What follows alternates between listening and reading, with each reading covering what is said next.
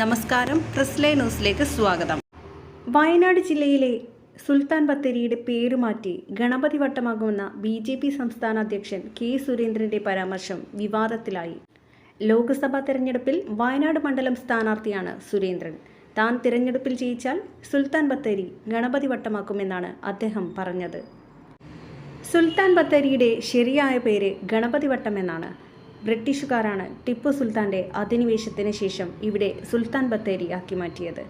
സുൽത്താൻ്റെ ആയുധപുര എന്നർത്ഥം വരുന്ന സുൽത്താൻ ബാറ്ററി പിന്നീട് സുൽത്താൻ ബത്തേരി ആയതാണ്. താൻ MP ആയാൽ ആദ്യ പരിഗണന ഈ സ്ഥലത്തിൻ്റെ പേര് വീണ്ടും ഗണപതി വട്ടം എന്നാക്കി മാറ്റുന്നതിനായിരിക്കും. ഇതിനായി പ്രധാനമന്ത്രി നരേന്ദ്രമോദിയുടെ സഹായം തേടും. 1984 പ്രമോദ് മഹാജൻ വയനാട് സന്ദർശിച്ച സമയത്ത് ഇക്കാര്യം താൻ സൂചിപ്പിച്ചിരുന്നതാണെന്നും കെ സുരേന്ദ്രൻ പറഞ്ഞു. സുൽത്താൻ ബത്തേരി എന്ന പേരിൻ്റെ ആവശ്യമില്ല. മലയാളികളെ ആക്രമിക്കുകയും ഹിന്ദുക്കളെ മതം മാറ്റുകയും ചെയ്ത വ്യക്തിയാണ് ടിപ്പു സുൽത്താൻ എന്നും സുരേന്ദ്രൻ പറഞ്ഞിട്ടുണ്ട്. വിഷയം ചർച്ചയായതോടെ വിശദീകരണത്തിനൊരുങ്ങുകയാണ് BJP.